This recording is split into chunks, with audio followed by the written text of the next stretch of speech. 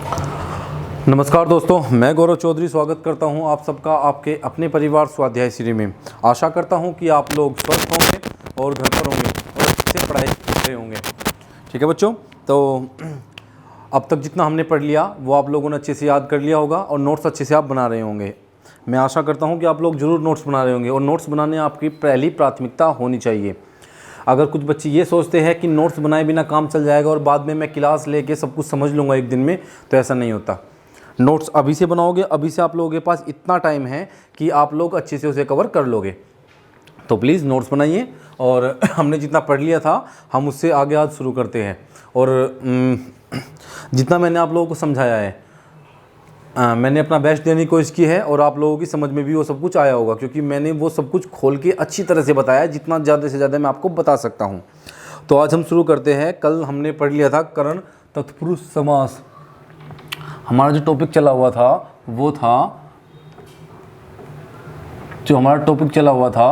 था आपका समास। समास का शाब्दिक अर्थ क्या होता है, कोई बताएगा? समास का शाब्दिक अर्थ होता है संक्षिप्त। क्या होता है? समास का शाब्दिक अर्थ होता है संक्षिप्त, अर्थात किसी बात को छोटे रूप में कह देना समास कहलाता है। ठीक है, अर्थात किसी बात को अगर छोटे रूप में कह देते हैं तो उसे समास कहते हैं। और अगर जैसे दो या दो से अधिक शब्दों के बीच संबंध बताने वाले कारक चिन्ह या प्रसर्ग चिन्ह को जब हम हटा देते हैं, उसका लोप कर देते हैं, तो दो शब्दों से या दो से अधिक शब्दों से जो स्वतंत्र शब्द बनता है वह शब्द समास पद या सामासिक शब्द कहलाता है। ठीक है, और उस सामासिक शब्द समास के नियमों से जो शब्द बना है उस शब्द को वापस उसके मूल रूप में लाना समास विग्रह कहलाता है। ठीक है, और तो यही बात है कि उसे विस्तृत रूप जो उसका मूल रूप होता है, जैसे राजा का कुमार उसका मूल रूप है और राजकुमार उसका विस्तृत रूप है अर्थात छोटा, जहाँ पर हमने का विभक्ति का लोप कर दिया है। अब हम देख रहे थे कि समास के कितने प्रकार होते हैं। समास के 6 प्रकार होते हैं। समास के कितने प्रकार होते हैं? समास के 6 प्रकार होते हैं, जो हमने अच्छे से पढ़ भी लिया था। और अब हमारा चल रहा था तत्पुरुष समास। क्या पढ़ रहे थे हम पढ़ रहे थे तत्पुरुष समास। क्या? तत्पुरुष समास।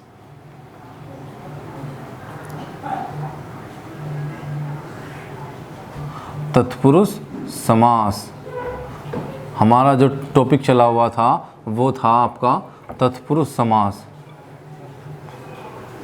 क्या था? तत्पुरुष समास। तत्पुरुष समास के कितने प्रकार बताए थे मैंने? वैसे तो कारक विभक्ति होती है, कारक विभक्तियों के आधार पर कारक 8 प्रकार का होता है।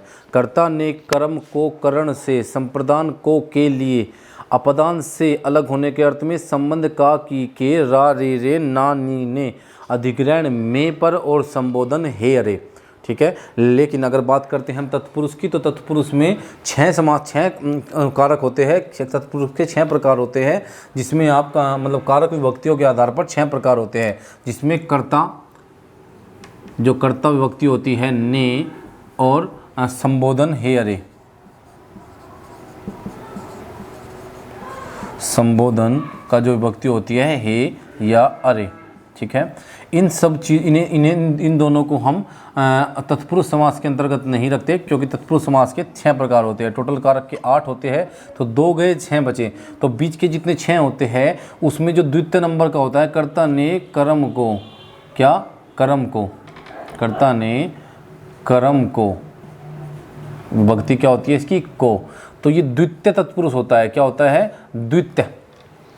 द्वितीय तत्पुरुष समास होता है। क्या होता है? द्वितीय, ना कि इसे प्रथम बोलेंगे। अगर आपसे पूछा जाए द्वितीय तत्पुरुष समास होता है, अगर आपसे पूछा जाता है कि मतलब आपको को विभक्ति दे दी कि राजा को विभक्ति दे दी, जिसे आपको कुंभकार, कुमार को बनाने वाला, कुंभ को बनाने वाला, कुंभ को बनाने वाला, बनाने वाला। अगर मैं बात करता हूँ यहाँ पे को विभक्ति आई हुई है, तो को विभक्ति का अर्थ ये है कि जो आपकी को विभक्ति यहाँ पे आई हुई है इसमें कर्म कारक है। पता चलता है हमें कि इसमें क्या है, इसमें कर्म कारक है।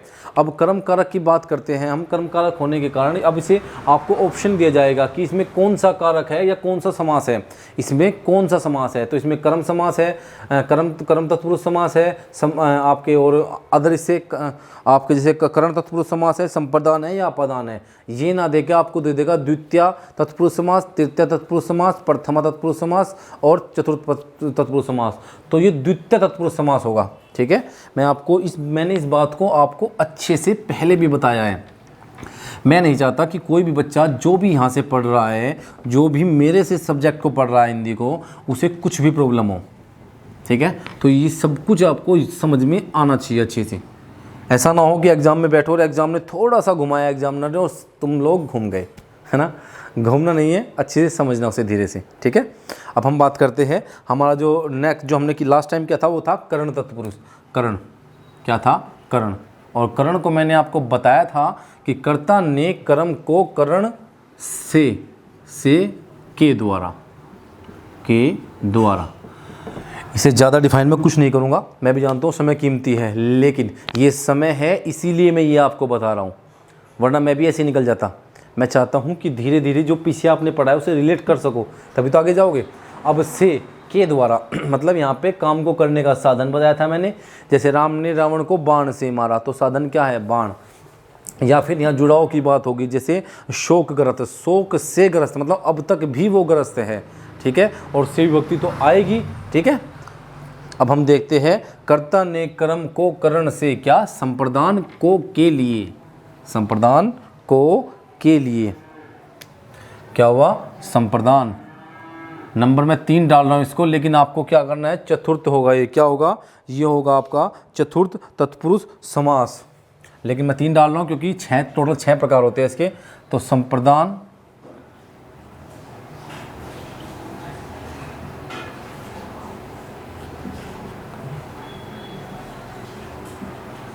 तत्पुरुष,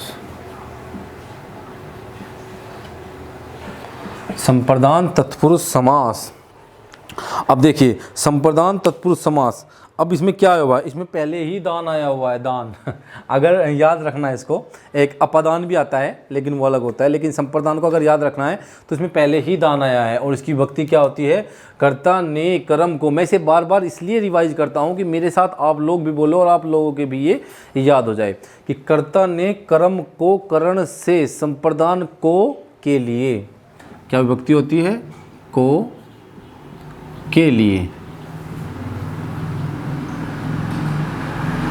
को के लिए विभक्ति है, को या के लिए। अर्थात यहाँ पर हमें दूसरों के लिए काम को करने की अनुभूति होगी।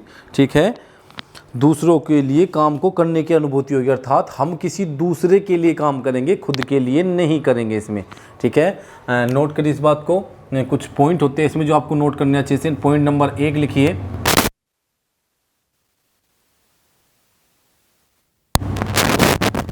संप्रदान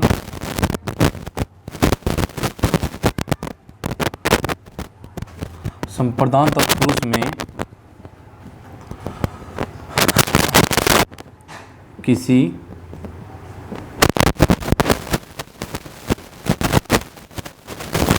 तरह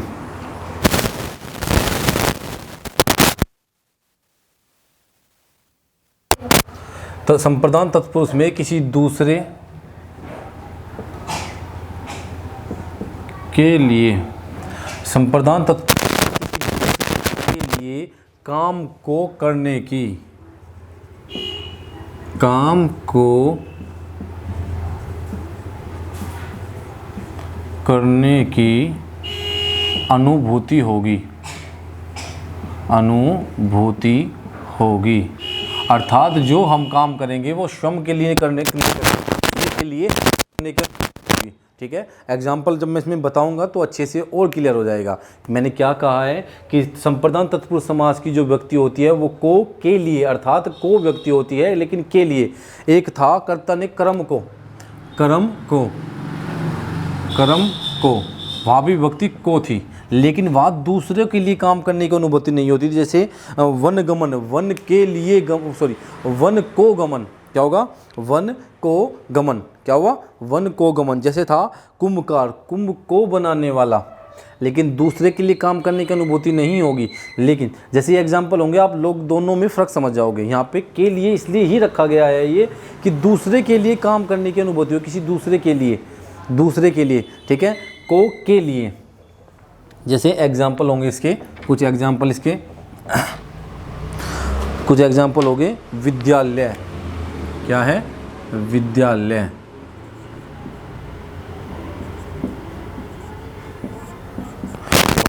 विद्यालय अर्थात विद्यालय का होगा विद्या के लिए आलय, विद्या के लिए आलय, विद्या के लिए आल्य, आल्य धाम, शाला, निकेतन, ये सभी एक के ही पर्यायवाची होते हैं, ठीक है।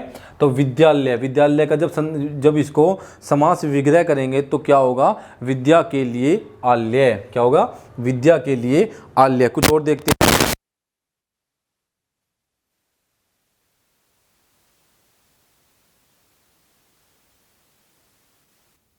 क्या हुआ, रसोई घर। एक बात देखिए आपने, विद्या के लिए आल्य है, हमारे लिए कुछ नहीं है, विद्या के लिए आल्य है। कोई तीसरा, कोई दूसरा व्यक्ति है जिसके लिए हम काम कह रहे हैं, हम कह रहे हैं विद्यालय अर्थात विद्या के लिए आल्य है।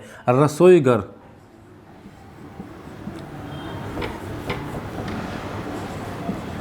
रसोई के लिए घर,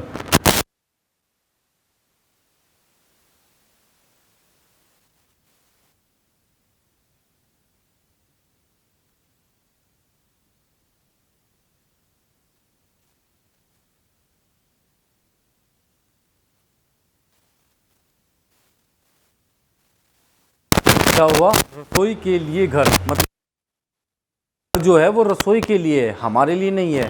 रसोई घर अर्थात रसोई के दूसरे के लिए घर है, हमारे लिए घर नहीं है, रसोई के लिए घर है। मैंने ये नहीं कहा कि मेरे लिए घर, रसोई के,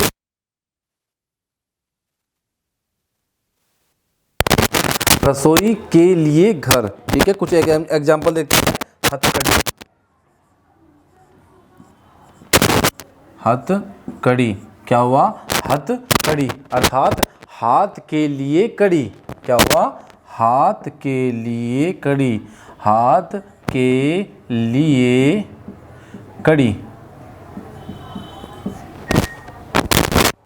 क्या हुआ, हाथ के लिए कड़ी, हाथ के लिए कड़ी। और कुछ देख लीजिए, कुछ और एग्जांपल देखते हैं अच्छे से, ताकि आप लोगों को अच्छे से समझ में आ सके। जैसे सभा भवन, क्या होगा, सभा भवन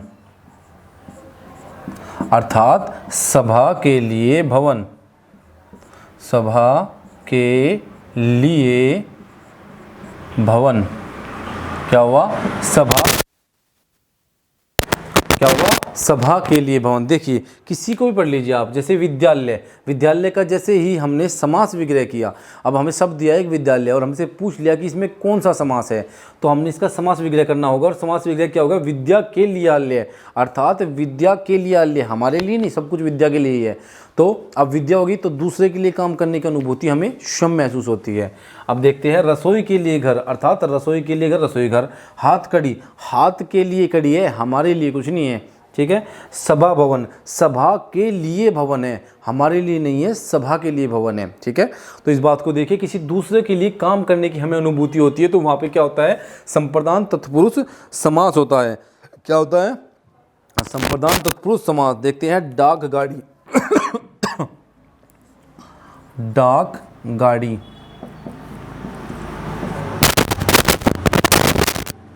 डाक के, डाक के लिए गाड़ी, क्या हुआ, डाक के लिए गाड़ी। भाई गाड़ी जो है वो डाक के लिए, हमारे लिए नहीं है, तो किसी दूसरे के लिए काम करने की अनुभूति हो गई। जैसे राजा ने कहा, राजा ने कहा भिक्षुकों को खाना दो, राजा ने कहा भिखारियों को खाना दो। क्या कहा, राजा ने कहा भिखारियों को खाना दो। इसमें कौन सा समास होगा बताइए भाई। को आपका कर्ण भी हो सकता है, बिल्कुल हो सकता है। कर्म भी हो सकता है, लेकिन को संप्रदान भी हो सकता है। ऐसे कैसे पता चलेगा? देखिए कितना आसान है। राजा ने कहा गरीबों को वस्त्र दो या गरीबों को खाना दो। राजा ने कहा गरीबों को वस्त्र दो, ठीक है, राजा ने कह दिया। किसको दो? गरीबों को दो। अर्थात जो राजा ने काम करने की जो अनुभूति दी है वो बताई है किसके लिए? गरीबों के लिए। अर्थात हमें यहाँ महसूस होता है कि काम किसी दूसरे के लिए हो रहा है, ना कि हमारे लिए हो रहा है। राजा ने स्वयं के लिए कुछ नहीं बोला, राजा ने कहा है गरीबों को दो। राजा ने कहा गरीबों को वस्त्र दो। जैसे अगर बात करें हम, राजा बोल दे कि कुछ भूखों को खाना दो, कुछ भूखों को खाना दो, तो मतलब भूखों को खाना दो, अपने लिए कुछ नहीं मांगा, तो किसी दूसरे के लिए काम करने की अनुभूति होती है। तो क्या होता है? संप्रदान तत्पुरुष समास होता है। ये आपने नोट कर लिया होगा, ठीक है।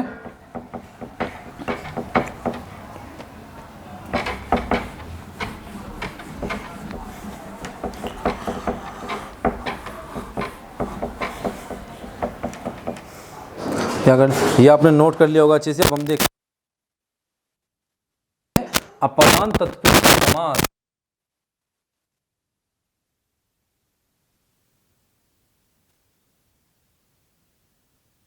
अगला देखते हैं अपदान तत्पुरुष समास। क्या देखते हैं? अपदान तत्पुरुष समास, ठीक है। जो इसका अगला होगा आपका अपदान तत्पुरुष समास। अब तक हमने 3 देख लिए, 4वें नंबर पे आ गए अपदान तत्पुरुष समास। अपदान तत्पुरुष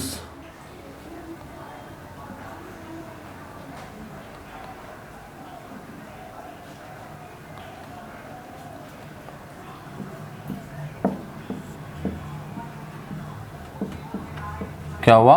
अपदान तत्पुरुष समास। क्या हुआ? अपदान तत्पुरुष समास। क्या हुआ? अपदान तत्पुरुष समास। क्या हुआ? अपदान तत्पुरुष समास, ठीक है। अपदान तत्पुरुष समास की अगर हम बात करते हैं तो इसका जो, फिर से मैं वही बात दोहराऊंगा, मैं चाहता हूं कि आप लोग मेरे साथ साथ इसे रिपीट करें, ठीक है। अब करिए। जैसे कर्ता ने कर्म को करण से, संप्रदान को के लिए, अपदान से अलग होने के अर्थ में। अपदान से विभक्ति होगी, किस मतलब से जो होगा ये किसका आभास कराएगा? अलग होने का।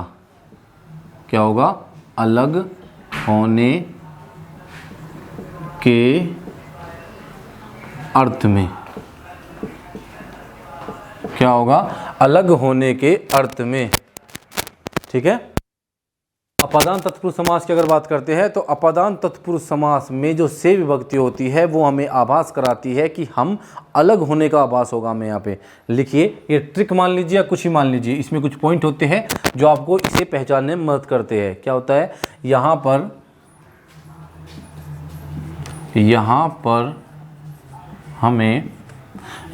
पर हमें अलग होने की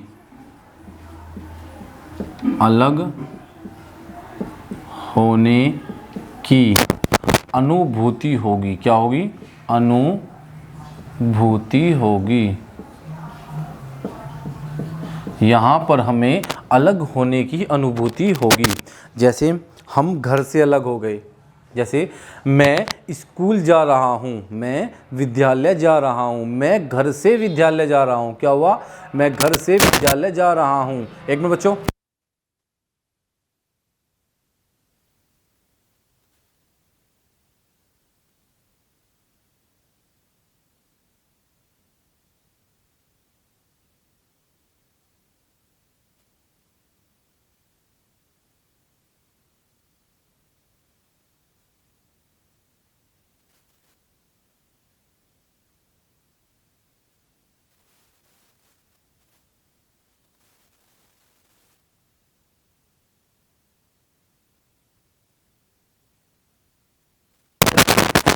अब देख रहे हैं हम अपदान तत्पुरुष समास से अलग होने के अर्थ में, अर्थात जो है वो अलग होने की अनुभूति होगी। कैसी? हमें अलग होने की अनुभूति होगी। जैसे से मैं घर से विद्यालय जा रहा हूँ। कहाँ से? घर से विद्यालय जा रहा हूँ। कहाँ से? घर से, अर्थात मैं घर से अलग होकर विद्यालय जा रहा हूँ। जैसे रण विमुख, अर्थात रण से अलग होना, रण से विमुख होना। तो कैसे अनुभूति होती है? अलग होने की। लेकिन करण तत्पुरुष समास में हमें जुड़ाव का अनुभूति होती थी। जैसे मैं बताता हूँ, रोगग्रस्त अर्थात रोग से ग्रस्त, अर्थात अभी भी रोग से ग्रस्त है। कैसा है? रोग से ग्रस्त है। जैसे सुख प्राप्त नहीं, ठीक है। जैसे हम बात करते हैं आपका सुख को प्राप्त करने वाला, सुख को प्राप्त करने वाला, ये तो कर्म में चला गया ना, ये कर्म में चला गया। जो सुख प्राप्त होता है ये कर्म तत्पुरुष में चला गया। अगर बात करते हैं हम करण की, तो नेत्रहीन,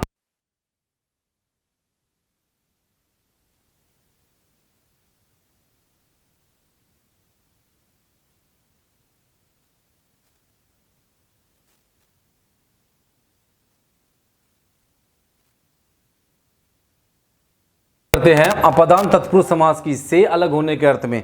मैं आपको बता रहा था, जैसे आपको हम बात कर रहे थे करण तत्पुरुष समास की। भयकुल, भय से आकुल, अर्थात अभी भी वो भय से डरा हुआ है, भय में डरा हुआ है, भय से उसे डर लग रहा है। भय से आकुल। तुलसी के द्वारा कृत, अर्थात वहाँ पे जुड़ाव की अनुभूति हमें साफ महसूस होती थी। लेकिन अगर हम बात करते हैं कि आपका अपदान तत्पुरुष समास की, तो से यहाँ पे अलग होने की अनुभूति होती है। हमें एहसास होता है कि हम किसी से अलग हो रहे हैं, किसी वस्तु से, किसी प्राणी से हम अलग हो रहे हैं। ये से की विभक्ति हमें अलग होने की अनुभूति कराती है। जैसे एग्जाम्पल की अगर मैं बात करता हूँ, तो रण विमुख, क्या हुआ? रण विमुख, रण विमुख, अर्थात रण से विमुख, रण से विमुख, रण से विमुख। अगर बात कर, कुछ एग्जाम्पल होते, पथ भ्रष्ट, अर्थात पथ से भ्रष्ट। क्या हो गया? पथ भ्रष्ट। क्या हुआ? पथ भ्रष्ट। आप खुद देखिए कि आपको एहसास नहीं होता कि हमें कुछ अलग होने की बात हो रही है। भाई रण से अलग हो गया वो, यहाँ पथ से भ्रष्ट होगा। किससे? पथ से भ्रष्ट।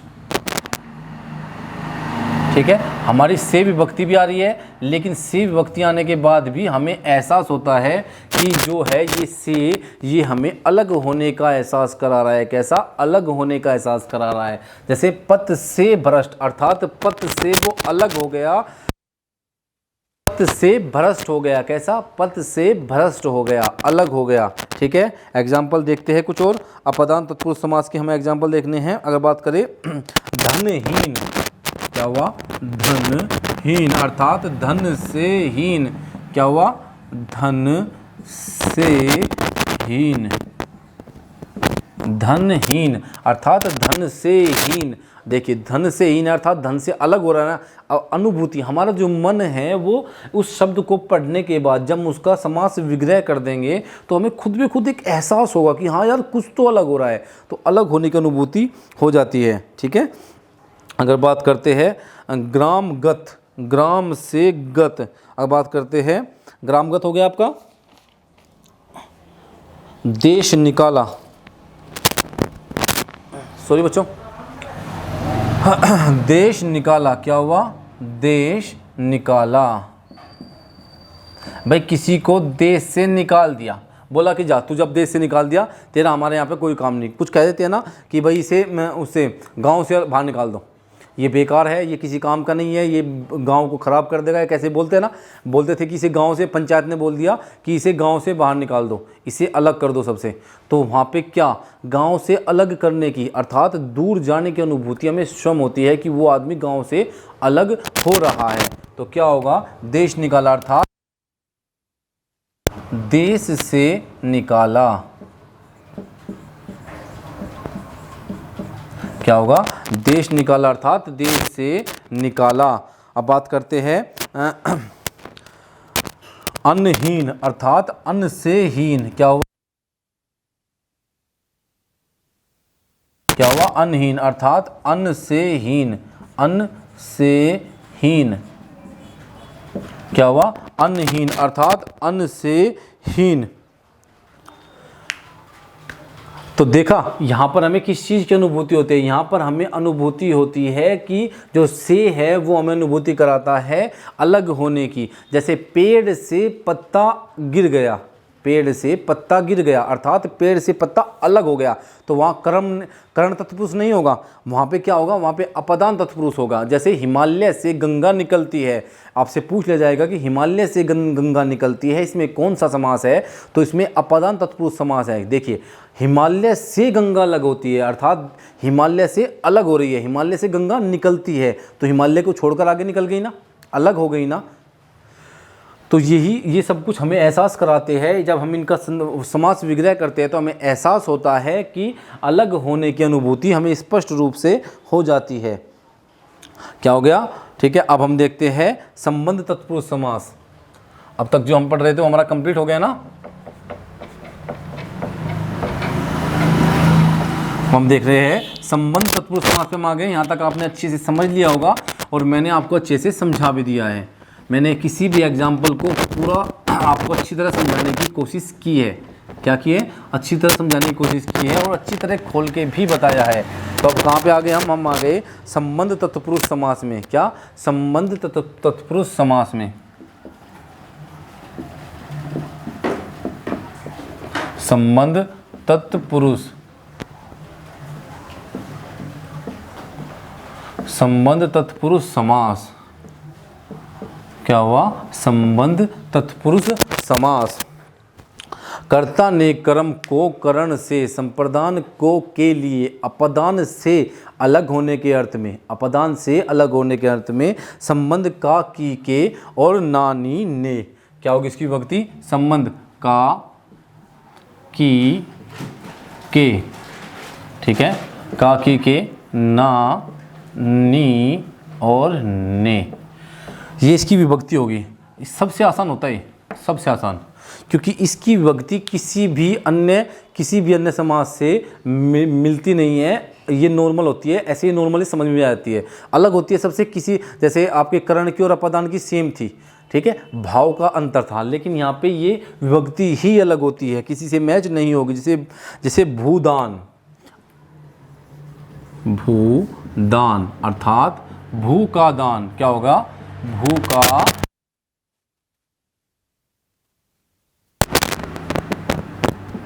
दान। क्या हुआ, अर्थात भू का दान, ठीक है। बस हमें जो समास विग्रह है वो करना आना चाहिए अच्छे से। अगर बात करता हूँ राष्ट्रीय गौरव, राष्ट्रीय गौरव, राष्ट्रीय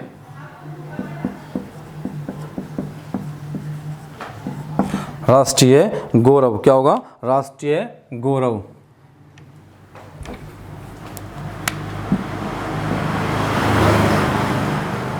राष्ट्रीय गौरव अर्थात राष्ट्र का गौरव। क्या होगा, राष्ट्र का गौरव, ठीक है। अगर बात करते हैं हम राजकुमार, जो सबसे पहला एग्जांपल आपको दिया था, राजकुमार, राजकुमार, राजकुमार अर्थात राजा का कुमार,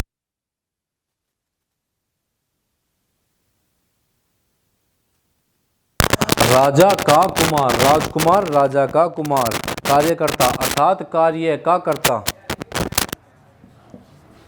कार्यकर्ता। समास विग्रह, कार्य का कर्ता।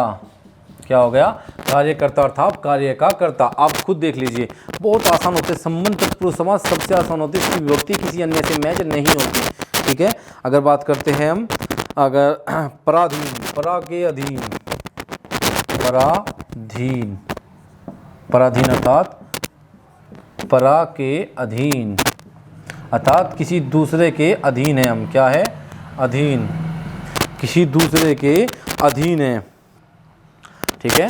तो ये आपको अच्छे से समझ में आ गया होगा ना, क्योंकि देखिए संबंध तत्पुरुष समास सबसे आसान होता है, बस हमें समास विग्रह करना आना चाहिए। अगर इतने दिन से हम इसे चैप्टर को कर रहे हैं और समास विग्रह भी नहीं आया है तो फिर ऐसे कैसे काम चलेगा। समास विग्रह करना सीखिए, अभ्यास होगा तो समास विग्रह करना खुद ब खुद आ जाएगा। अभ्यास ही सबसे महत्वपूर्ण है, लगातार अभ्यास करोगे तो आसान भी सब कुछ हो जाएगा। एक जैसे राजपुत्र अर्थात राजा का पुत्र, ठीक है। राजा का पुत्र, जैसे अन्नदाता, अन्न का दाता, नॉर्मल, किसी से विभक्ति मैच ही नहीं होगी। अन्न का दाता, अन्न के दाता नहीं बोल सकते, अन्न से दाता नहीं बोल सकते, अन्न में दाता नहीं बोल सकते। अन्नदाता को आसान होगा अन्न का दाता, वही एकदम निकल के आएगा, ऐसे ही बनेगा अन्न का दाता, ठीक है। और किसी से मैच करोगे तो नहीं होगा, तो अन्न का दाता, ठीक है। तो आज के लिए हम इतने रखते हैं दोस्तों। ज़्यादा से ज़्यादा दोस्तों तक पहुंचाइए अपने चैनल को लाइक करिए, शेयर करिए और चैनल को सब्सक्राइब करिए, बेल आइकन को दबाना मत भूलिए, ठीक है। आज के लिए इतना ही रखते हैं, धन्यवाद।